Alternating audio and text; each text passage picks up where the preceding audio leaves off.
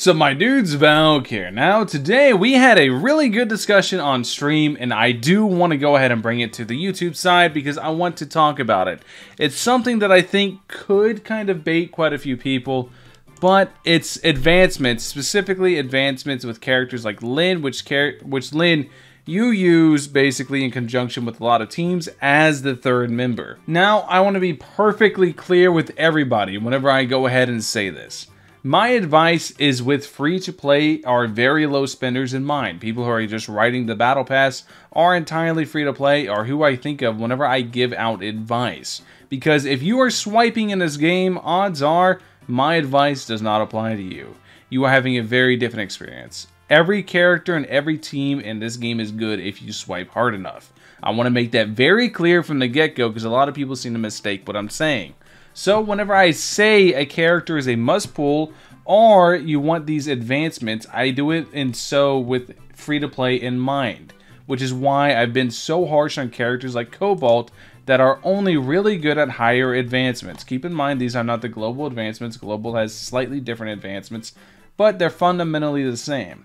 Characters that are good at higher advancements I am very harsh on because I want mostly, well, a lot of times whenever I'm giving recommendations, free-to-play will feel pressured to spend their dark crystals on said recommendations, and I don't want to pressure free-to-play for materials they may not have or could potentially waste, which is why a lot of times I get criticized for the advice I'm giving, but you have to understand who my target is for the advice.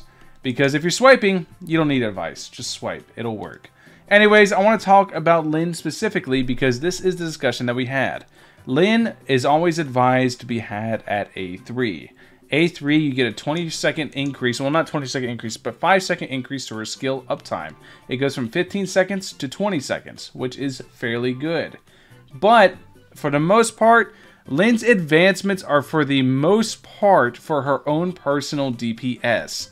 I can't in good conscience advise you to skip out on what could potentially be summons for your main team's characters for somebody that's even as amazing as Lyn to get her A3, because that's potentially 3 other copies of other weapons that you could have towards your main team. So it's one reason I'm very, very particular like this. A good example is what's probably coming with Fire. You're going to have Cobalt and what looks to be Ruby, Lyn, and yeah, that's basically it. Cobalt, Ruby, Lyn, all in that exact order if we follow a very similar release schedule to CN. Now, will we? I don't know. Doubtful. Who knows? But it's something to prepare for in case it does happen. If you are free to play in that scenario and you are trying to collect all the fire units, you are in a very peculiar situation to where you can't really go for advancements. For free to play players, every single summon matters. Every last pull counts. So I have to be able to recommend things in good conscience to be able to do it. So it's one thing I want to talk about with advancements. Whenever I recommend a character and I say you need this advancements for them to be good, or you want a certain advancement, it's really, really important. For example, Sakifuwa. Even free to play, I will recommend going for A1. I think A1 on Sakifuwa is absolutely worth it.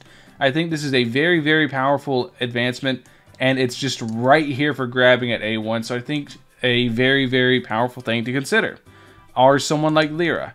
Lyra has very strong advancements, but you don't need them. Her base gets really strong, so unless you want to be the Giga Chad physical DPSer, I won't recommend going for Lyra.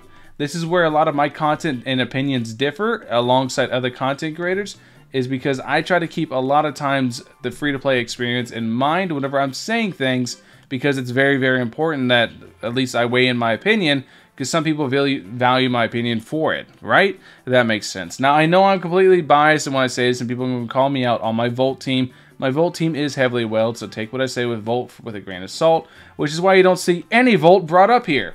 Because Volt, not going to lie to you guys, is in a really terrible spot on the global side without Bayuki. Maybe they changed Tianling since they changed Cobalt to make Tianling a primarily Shatter unit, but all in all, Volt's in a pretty rough spot. But anyways, that's basically the video I wanted to talk about. Basically, TLDW, if you guys, you know, didn't watch the whole video, just skipping to the end, TLDW.